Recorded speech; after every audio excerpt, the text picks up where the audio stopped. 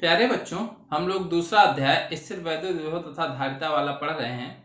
इसमें पिछले वीडियो में हम लोगों ने समांतर प्लेट संधारित्र के बारे में अध्ययन किया था, तो उसको थोड़ा सा रिवाइज कर लेते हैं। पहले समांतर प्लेट संधारित्र होता क्या है। तो समांतर प्लेट संधारित्र जिसमें दो बराबर और विपरीत आवेशित प्लेटें होती हैं, जिनमें प्रत्येक प्लेट का क्षेत्रफल a होता है। अगर उनको एक दूसरे से d, एक सूक्ष्म दूरी d होती है, पर रखा जाए और इनमें जो प्लेटें होती हैं, इनमें जो आवेश होता है, एक पे हमने प्लस क्यू माना, एक पे माइनस क्यू माना, ठीक है।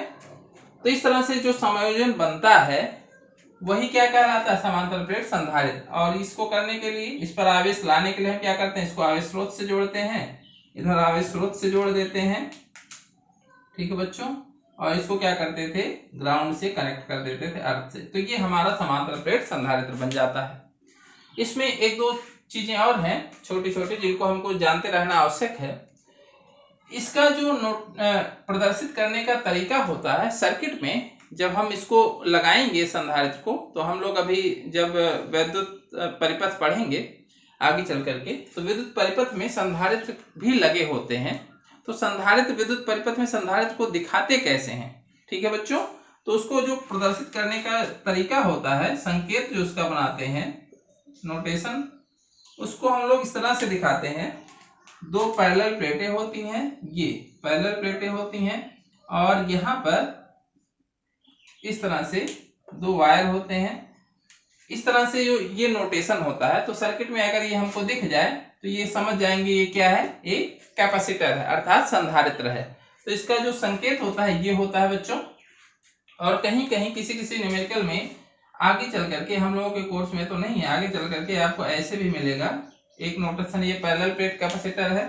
इसमें कहीं कहीं एरो का निशान भी लगा होता है। एरो जो होता है, ये चाहे प्रतिरोध में लगा हो एरो, चाहे इसमें लगा हो, ये होता है परिवर्ती धारिता वाला संधारित्र, जिसको हमको पढ़ना नहीं है, अर्थात इसकी धारिता बदल ही जा सकती है, परिवर्ती धारिता वाला संधारित्र, ठीक है बच्चों। तो ये हमारा दो तरह के नोटेशन होते हैं। हमको जो मिलेगा ये वाला नोटेशन मिलेगा, ये इसकी धारिता नहीं बदलती है, जो संधारित्र लगा होगा उसकी धारिता फिक्स होगी। ये चीज आपको ध्यान रखना है कि संधारित्र की धारिता नहीं बदलती है, जो दिया गया है संधारित्र हमें। अगली चीज क्या याद रखनी है बच्चों, तो पहला ये संकेत हो गया। दूसरा क्या याद रखना है इसमें, कि ये जो संधारित्र होता है, जब कहा जाए कि इस पर आवेश कितना है, यानी इस संधारित्र पर कितना आवेश संचित है, तो आपको देख करके लग रहा होगा कि ये प्लस क्यू और ये माइनस क्यू दोनों क्या है, दोनों बराबर और विपरीत आवेशित हैं, और ये एक दूसरे को निरस्त कर देंगे। तो संधारित्र पर अगर कुल आवेश की मात्रा पूछी जाए, तो कुल आवेश की मात्रा हमारी क्या हो जाएगी, जीरो हो जाएगी। लेकिन ऐसा नहीं है। संधारित्र पर जो आवेश की मात्रा बताई जाती है वो ये क्यू आवेश होगा, ठीक है बच्चों। तो यहाँ पर जो एक प्लेट पर आवेश है, वही आवेश संचित आवेश होता है संधारित्र का। तो संधारित्र पर जो आवेश की मात्रा होगी वो कितनी होगी, एक प्लेट के आवेश को ही हम संधारित्र का आवेश कहेंगे। तो संधारित्र का आवेश जो होगा वो कितना होगा, Q, ठीक है बच्चों। तो इसको भी बता देते हैं कि क्यों ऐसा कहा जाता है। तो वास्तव में जब ये संधारित्र होता है बच्चों, ये संधारित्र होता है इस तरह से, एक पे प्लस क्यू आवेश होता है, एक पे माइनस क्यू। तो इसे जब हम सर्किट में जोड़ते हैं, तो जैसे हमने इसको, इसमें दो वायर निकले होते हैं, इसको जब हम सर्किट से मान लेते हैं, जोड़ देते हैं यहाँ से ऐसे, यहाँ सर्किट से कुछ भी लगा हो हमारा, यहाँ पर कुछ परिपथ होगा, मान लेते हैं कुछ परिपथ होगा, रेजिस्टर होगा, कुछ भी लगा हो, तो ये इससे हो करके आवेश, अब प्लस जो आवेश होते हैं, ये हम कहें माइनस से इलेक्ट्रॉन निकल के इधर आते हैं, या प्लस से इधर जा रहे हैं आवेश। तो ये कितने आवेश जाएंगे, जब परिपथ से हम जोड़ते हैं तो एक प्लेट का आवेश ऐसे चलता है, ये आवेश चल करके यहाँ पहुंच जाता है। तो आवेशों के प्रवाह से ही क्या बनती है, विद्युत धारा बनती है। तो कितना आवेश चल करके जाता है बच्चों, तो यहां से हम क्या कहेंगे, अगर इस पर 1000 कूलाम आवेश है, ठीक, प्लस इस पर हमने कहा माइनस 1000 कूलाम आवेश है, तो जो आवेशों का प्रवाह होगा वो कितना होगा, यही आवेश चल करके जाएगा। तो आवेशों का प्रवाह जो विद्युत धारा बनाएगा वो कितना होगा, यही 1000 कूलम आवेश विद्युत धारा बनाएगा। इसीलिए संधारित्र का जो आवेश कहा जाता है वो कितना कहा जाता है, Q कूलम। ठीक है, जो एक प्लेट पर आवेश होता है वही संधारित्र का आवेश कहा जाता है। ठीक है बच्चों, तो ये दो चीजें हमको समझनी है। अब आगे हम पढ़ेंगे कि जो संधारित्र की धारिता है वो कैसे हम और अधिक बढ़ा सकते हैं। संधारित्र हमने बनाया किस लिए, कि वो छोटी जगह में ढेर सारे आवेश का संचय कर सके, अर्थात स्टोर कर सके। अब हम और अधिक धारिता बढ़ाना चाहते हैं तो हम क्या करते हैं, जो संधारित्र की ये दोनों प्लेटें हैं, अभी इससे पहले जब हम लोगों ने पढ़ा था संधारित्र की धारिता वाला फार्मूला, ठीक है बच्चों, तो उसका फार्मूला क्या था, ε0A/d। ये फार्मूला होता है संधारित्र की धारिता का। ठीक, तो इसमें हमने वीडियो के लास्ट में बताया था कि ये जो धारिता का फार्मूला है ये किस संधारित्र का है, जब इसकी प्लेटों के बीच क्या भरी हो, वायु भरी हो। जिन लोगों ने वीडियो पूरा ना देखा हो, पूरा वीडियो देखें तभी चीजें आगे की समझ में आएंगी। आप थोड़ा बहुत देखेंगे तो उससे कोई फायदा आपको नहीं पहुंचेगा। तो इसकी प्लेटों के बीच अगर वायु भरी हो तो ये फार्मूला लगता है। ठीक है बच्चों, तो उसकी धारिता का ये फार्मूला होता है। लेकिन अगर संधारित्र की धारिता को और बढ़ाना हो हमें, तो हम क्या करते हैं, ये जो बीच में दोनों प्लेटों के बीच में जो ये खाली जगह है इसमें हम एक परावैद्युत पदार्थ भर देते हैं। वायु भी परावैद्युत पदार्थ है, लेकिन हम एक दूसरा परावैद्युत पदार्थ भर देते हैं जिसका परावैद्युतांक ज्यादा होता है। वायु का परावैद्युतांक, वायु या निर्वात दोनों का परावैद्युतांक 1 होता है, 1 के लगभग वायु का भी होता है, तो 1 ही हम मान लेते हैं।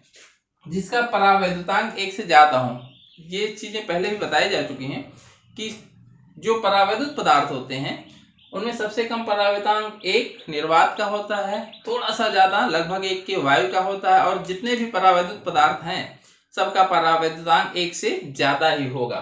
ठीक है बच्चों, तो यहाँ पर इसके बीच हम एक परावैद्युत पदार्थ भर देते हैं। तो परावैद्युत पदार्थ रखने से क्या होता है कि संधारित्र की धारिता बढ़ जाती है। अब संधारित्र की धारिता कितनी बढ़ती है और कैसे बढ़ती है, क्यों बढ़ती है, ये सब चीजें अब हम लोग पढ़ेंगे।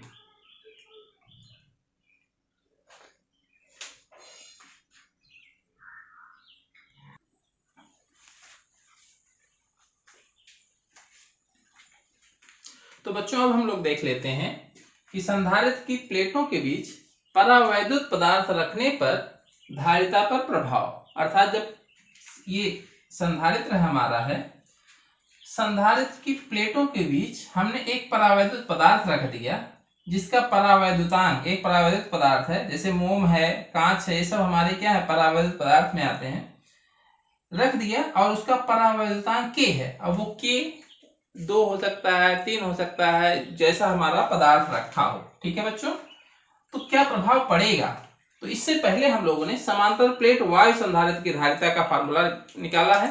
वायु संधारित्र का मतलब बताया गया कि इनकी प्लेटों के बीच वायु भरा हो, कुछ भी पदार्थ दूसरा नहीं भरा है, तो उसकी धारिता का फार्मूला हमारा क्या होगा, C = ε0A/d, जो हमने पिछले वीडियो में निकाला है। इसका डेरिवेशन भी किया है और एक बहुत इंपॉर्टेंट डेरिवेशन भी है बच्चों। अब अगर के परावैद्युतांक का पदार्थ प्लेटों के बीच रखने से क्या होगा, धारिता K गुना बढ़ जाती है बच्चों। क्या होता है कि जो ये संधारित्र है धारिता उसकी K गुना बढ़ जाती है। K गुना का मतलब है अगर हमने कोई ऐसा पदार्थ रख दिया जिसका K 2 है, ठीक है, K अर्थात परावैद्युतांक 2 है, तो धारिता कितने गुना बढ़ जाएगी, 2 गुना। यानी वायु संधारित्र की धारिता, कोई वायु संधारित्र है जिसकी धारिता अगर मान लेते हैं 20 माइक्रोफैरेड है, तो उसके बीच हमने कुछ नहीं किया, जो संधारित्र है वही है, केवल हमने इसके बीच क्या भरा, एक परावैद्युत पदार्थ भर दिया। तो क्या हो जाएगा कि अगर उसकी धारिता पहले 20 माइक्रोफैरेड थी और उसमें K = 2 वाला पदार्थ भर दिया तो इसकी धारिता कितनी हो जाएगी, 40 माइक्रोफैरेड हो जाएगी। अब आपको समझ में आ गया होगा। तो धारिता क्या होती है, K गुना बढ़ जाती है। ये चीज हमको ध्यान रखनी है, और अक्सर 1 नंबर में ये क्वेश्चन भी पूछ लिया जाता है एग्जाम्स में सीधे। तो ये चीजें हमारे दिमाग में अगर स्पष्ट हैं तो बहुत आसान क्वेश्चन ये बनता है। तो उसका फार्मूला क्या बन जाएगा, तो पहले जो धारिता थी ε0A/d थी, पहले क्या थी, epsilon not a by D वायु संधारित्र के केस में। अब इसकी धारिता कितने गुना बढ़ गई, अर्थात इसमें हमने क्या किया, के से गुणा कर दिया, इतने गुना बढ़ गई। तो ये जो हमारा फार्मूला बनता है C बराबर क्या हो जाएगा, के epsilon not a by D, चाहे पूरे का बटा कर दें, इस तरह भी लिख सकते हैं, के epsilon not a by D हो जाता है। ये हमारा फार्मूला बनता है कि धारिता अब सीधे सीधे के गुना हमारी बढ़ जाती है। और ये धारिता क्यों बढ़ती है ये भी अभी हम लोग डिस्कस करेंगे। तो पहले ये फार्मूला जो आया है ये कैसे आ गया, ये चीज हम लोग समझ लेते हैं। तो सीधे सीधे अगर हम कहें, इससे पहले जब हम लोग वैद्युत क्षेत्र या वैद्युत विभव निकालने वाला जो चैप्टर हम लोगों ने इससे पहले पढ़ा है, उसमें भी हमने बताया था कि जैसे कोई भी आवेश है या आवेश समुदाय है, ठीक है बच्चों, इस पे बहुत सारे आवेश हैं, तो इसके चारों तरफ इस बिंदु पर अगर हमको विद्युत क्षेत्र निकालना है इस P पर, तो अगर हमारा formula E equal to 1/4 pi epsilon naught Q upon R square होता है, ये अगर Q आवेश है टोटल, तो ये कब लगता है, जब यहां से यहां तक जो माध्यम है, ठीक है बच्चों, यानी ये जो इस वस्तु के चारों ओर का जो माध्यम है, जहां ये बीच में यहां से यहां तक का जो माध्यम है वो क्या है, वायु है। माध्यम अगर वायु हो, ठीक है, तो हमारा ये फार्मूला लगता है। अब मान लेते हैं ये आवेश किसी मोम में हो, ठीक है, या हमारे कांच में हो, जो भी हो, और यहां से यहां तक का माध्यम अगर हमारा वायु ना हो, ठीक है, ये हमारा माध्यम जो अभी हमने कहा सब कुछ वही है, Q है, यहां से यहां तक की दूरी R ही है, P, लेकिन यहाँ पर जो माध्यम हमारा है, ये यहां से यहां तक का जो माध्यम है, अगर हमारा मान लेते हैं मोम है, ठीक है बच्चों, तो मोम के केस में इसके लिए हम के भी यूज करते हैं। के क्या होता है, वहां बताया गया है, माध्यम का परावैद्युतांक होता है। तो यहाँ पर ये फार्मूला हमारा क्या बन जाता है, E equal to 1/4 pi epsilon naught K, epsilon naught K आ जाएगा, Q बाई R स्क्वायर। अर्थात कोई परावैद्युत माध्यम होने पर, वायु या निर्वात के अलावा कोई परावैद्युत माध्यम होने पर सीधे सीधे एप्सिलॉन नॉट के साथ के हर जगह आ जाएगा। ये चीज हमको ध्यान रखनी है, जिससे हमको कोई भी फार्मूला दो बार याद करने की जरूरत नहीं पड़ेगी। इसी तरह से सेम यही चीज है कि यहाँ पर पहले वायु था, तो वायु के लिए अभी हमने पहले भी डिस्कस किया है, के बराबर 1 होता है। वायु या निर्वात के लिए के बराबर क्या होता है, 1 होता है। अगर के बराबर हम 1 रख दें यहाँ पर, तो हमारा फार्मूला यही बन जाएगा, epsilon not a by D. तो अगर के बराबर 1 है, एप्सिलॉन नॉट के साथ अगर के नहीं आता है बच्चों, तो याद रखिएगा वहां पर वायु या निर्वात ही होगा, उसके चारों तरफ का माध्यम। लेकिन एप्सिलॉन नॉट के साथ अगर के आता है तो ये हमारा जनरल फार्मूला हो जाता है, वहां पर कोई ना कोई परावैद्युत माध्यम होगा, जिसके लिए परावैद्युतांक हम के का मान रख के निकालेंगे। तो ये सीधे सीधे फार्मूले से ही हम यहाँ से ही ये समझ सकते हैं कि एप्सिलॉन नॉट के साथ हमारा के आ गया, जुड़ गया, ठीक है। अब ये चीज आपको स्पष्ट हो गई होगी। एक चीज और कभी कभी पूछी जाती है कि सीधे सीधे समांतर प्लेट संधारित्र क्या है, ये चीज हम लोग पढ़ चुके हैं। समांतर प्लेट संधारित्र की धारिता का व्यंजक व्युत्पन्न कीजिए, यानी सूत्र निकालिए जब संधारित्र की प्लेटों के बीच के परावैद्युतांक का पदार्थ भरा हो। ऐसे क्वेश्चन भी आपको मिलेंगे, तो तब निकालना है ये इसकी धारिता का फार्मूला, जब इसकी प्लेटों के बीच ये परावैद्युत पदार्थ भी भरा हो, तो उसके लिए ये फार्मूला आएगा, ये वाला तो आएगा नहीं।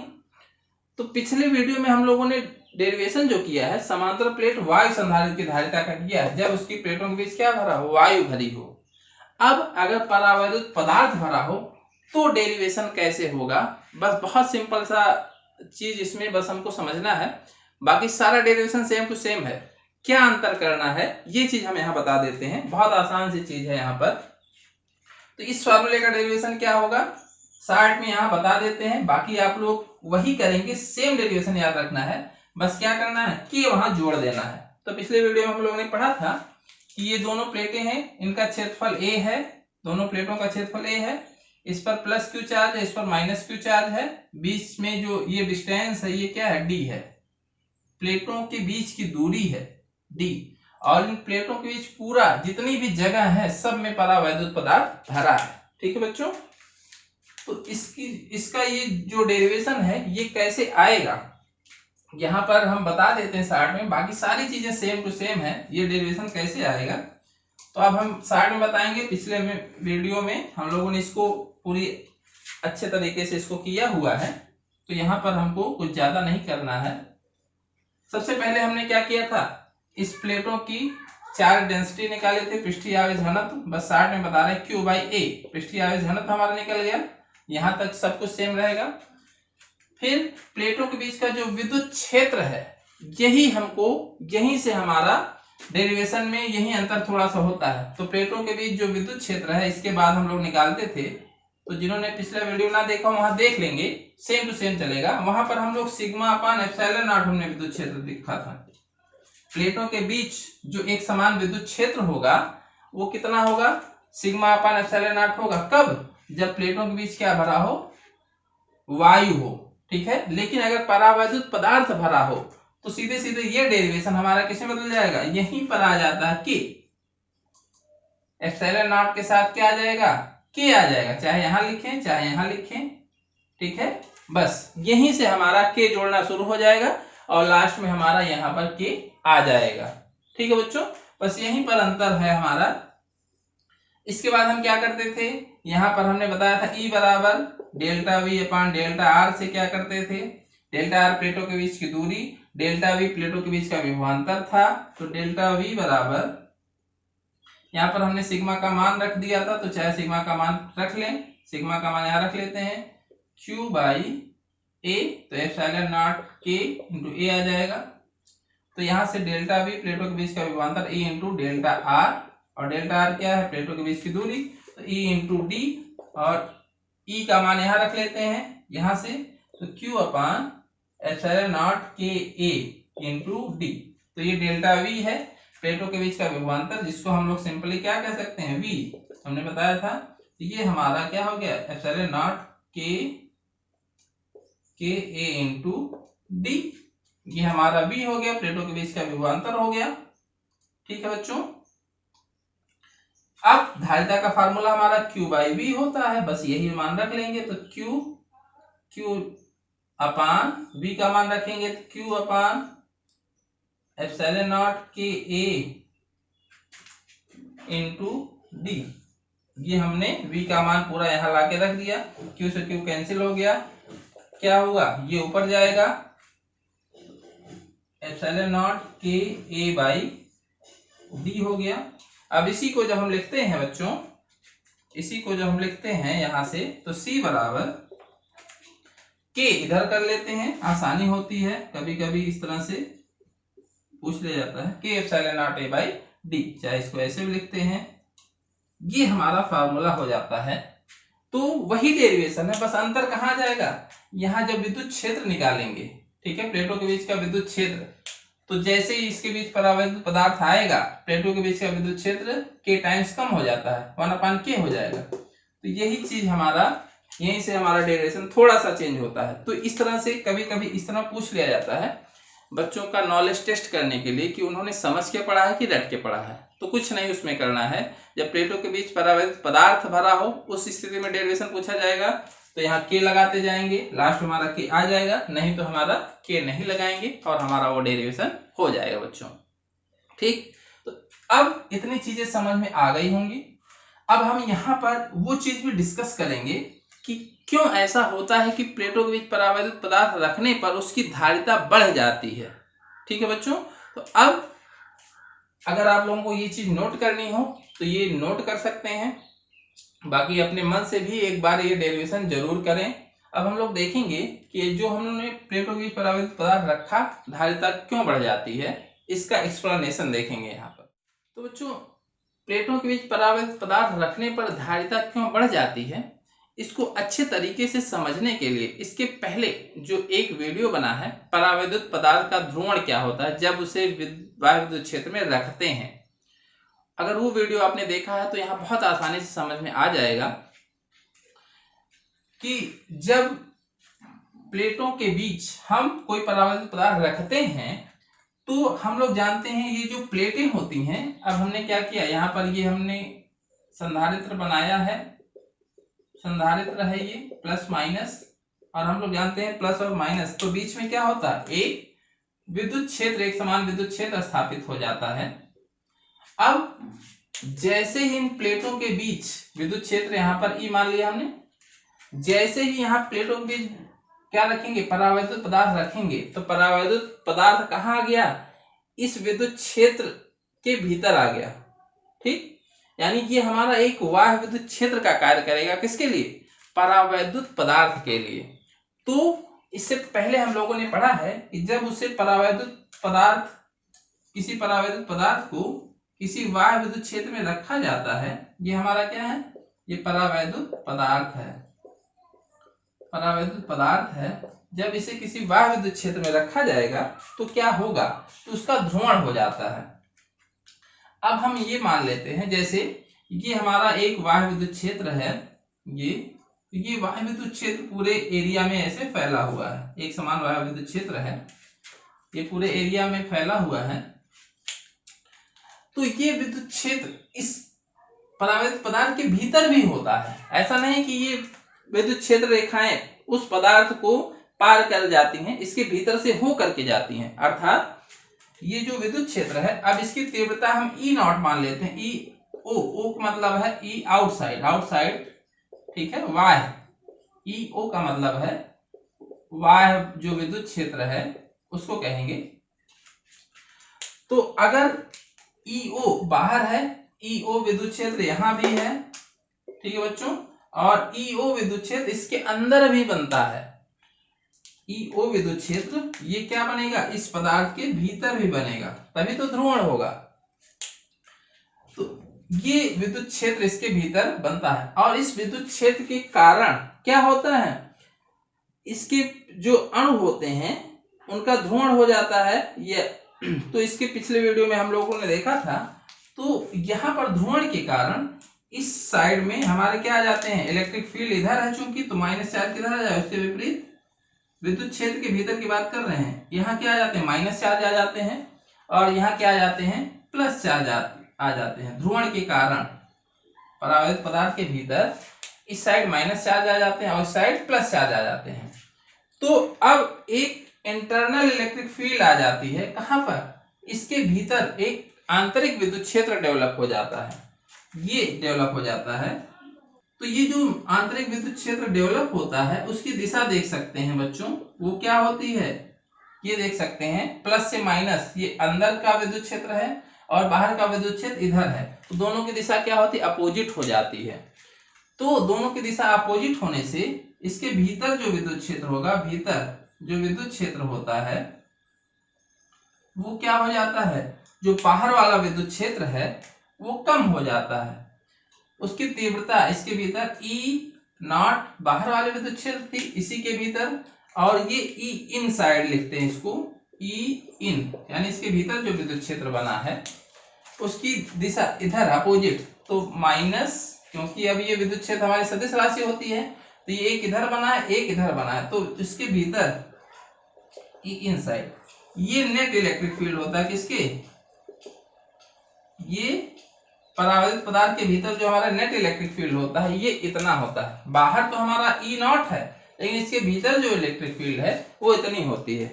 अब इसको अगर आपको नहीं समझ में आया है तो इसको हम लोग आंकड़ों से समझ लेते हैं। जैसे हमने कहा ई नॉट कितना है, 100, ठीक है, ई नॉट कितना है, ये 100 है, तो ये बाहरी विद्युत क्षेत्र हमारा कितना, 100 है।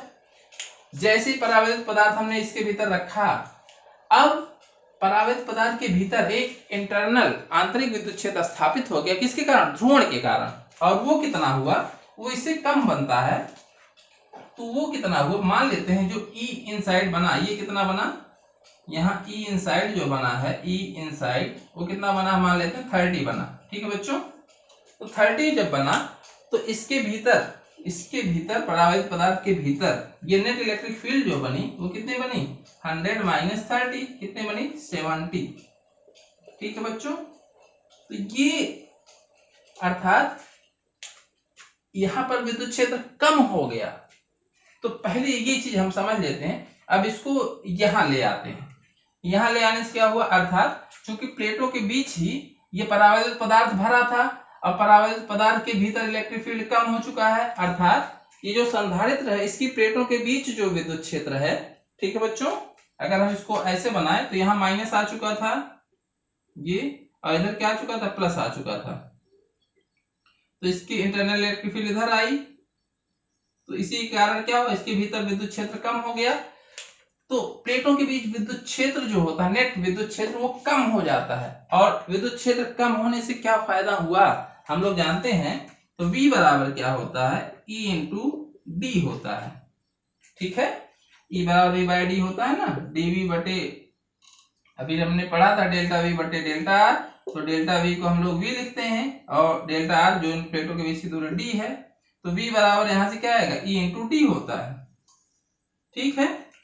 तो V बराबर A इंटू डी से, तो चूंकि E अब कम हो चुका है, E हमारा कम हो गया, E कम होने से क्या होगा, ये इसी के प्रोपोर्शनल है, तो V हमारा क्या होता है, कम हो जाता है।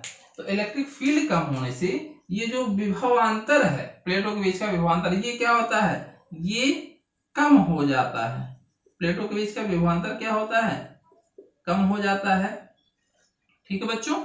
तो प्लेटों के बीच का अगर विभवांतर कम हो गया, तो अब आपको याद आ गया होगा, पिछले वीडियो हमने पढ़ा था कि अगर इसका विभवांतर हम कम कर दें तो इस पर और अधिक आवेश की मात्रा संचित कर सकते हैं, ठीक है।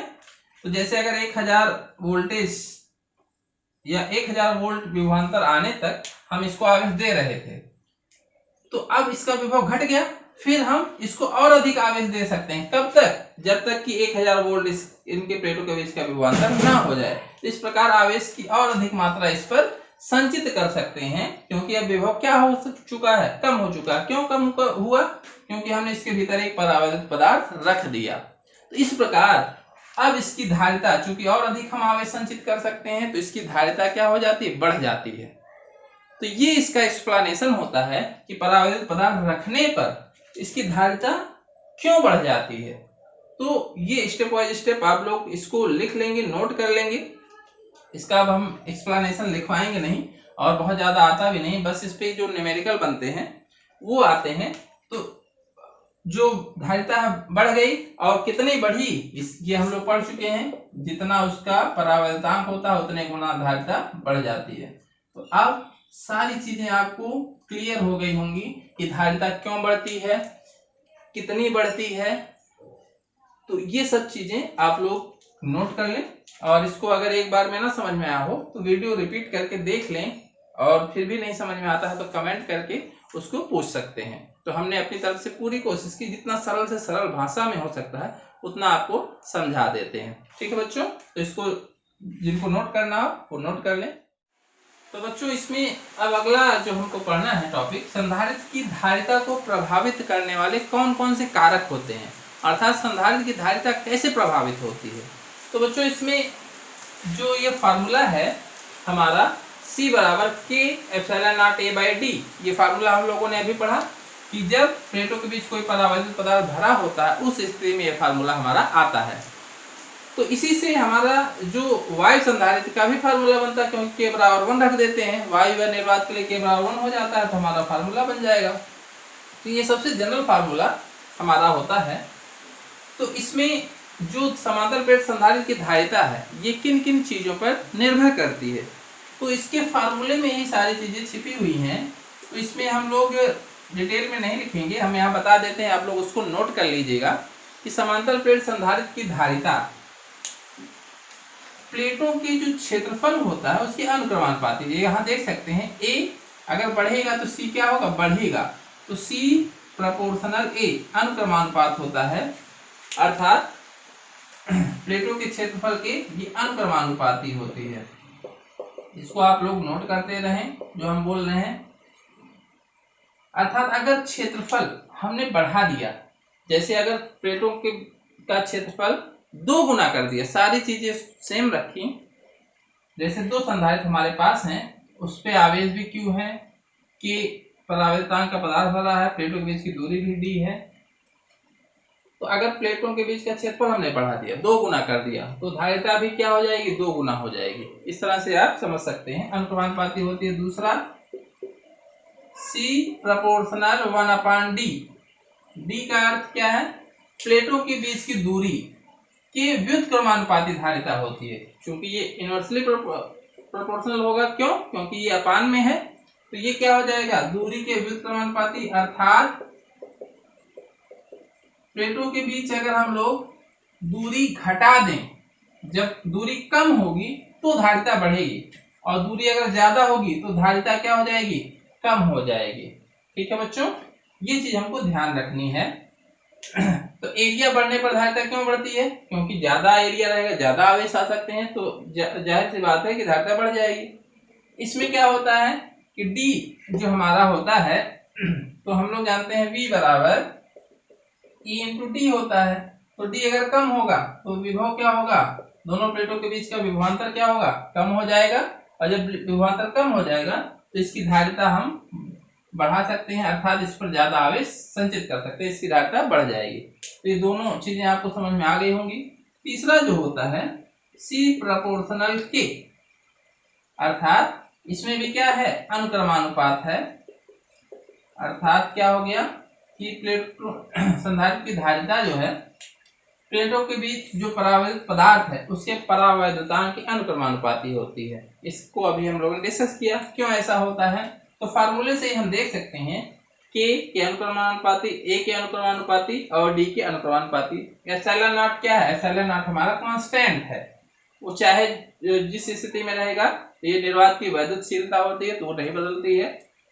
ये 3 चीजें होती हैं जिससे संधारित्र की धारिता क्या होती है, प्रभावित होती है। ठीक है बच्चों, अब जो कहते हैं हम धारिता निश्चित होती है किसी संधारित्र की, जैसे अगर किसी ने एक संधारित्र बनाकर हमको दिया, या हमको एक बना बनाया संधारित्र मिल गया, ठीक है बच्चों, उसको हमको अपने सर्किट में लगाना है। तो जब सर्किट में लगाएंगे तो सर्किट में लगाने पर क्या होगा, जब हमने इसको बनाया तो उस प्लेटों, जो भी प्लेटें लगी हैं उसका क्षेत्रफल निश्चित रहता है। निश्चित का मतलब जो संधारित्र हमको मिला है वो एक निश्चित क्षेत्रफल उसकी प्लेटें लगी होंगी, उन प्लेटों के बीच की निश्चित दूरी होगी, और के परावैद्युतांक का पदार्थ उसमें भरा गया होगा। अब हम उसमें कोई चेंज नहीं कर सकते, जब एक बार हमने उसको बना दिया। ठीक है बच्चों, तो अब हम उसमें कोई भी चेंज नहीं कर रहे हैं, तो उसकी धारिता बदलेगी, क्योंकि धारिता इन्हीं चीजों पर निर्भर करती है। तो जो चीज हम बदल सकें वो चाहे किसी भी सर्किट में हम लगा दें, लेकिन वो संधारित्र तो नहीं बदल रहे हैं ना। तो अगर संधारित्र नहीं बदल रहे हैं तो उसकी धारिता भी क्या होगी, नहीं बदलेगी। अर्थात वो अगर 25 माइक्रोफैरेड का संधारित्र है तो चाहे जिस सर्किट में हम लगाएं तो उसकी धारिता 25 माइक्रोफैरेड ही रहेगी। इस तरह से उसकी धारिता नहीं बदलती है। तो उसकी धारिता एक बार संधारित्र बन गया तो उसकी धारिता क्या हो गई, फिक्स हो गई। तो इतनी चीजें हम लोग अब पढ़ चुके हैं। अब इसमें 1-2 टॉपिक छोटे छोटे और हैं जिसको हम लोग 1-2 वीडियो में आगे डिस्कस कर लेंगे, और ये हमारा चैप्टर खत्म हो जाएगा। तो इतनी चीजें आप लोग पढ़ते रहें, तैयार करते रहें। Thank you.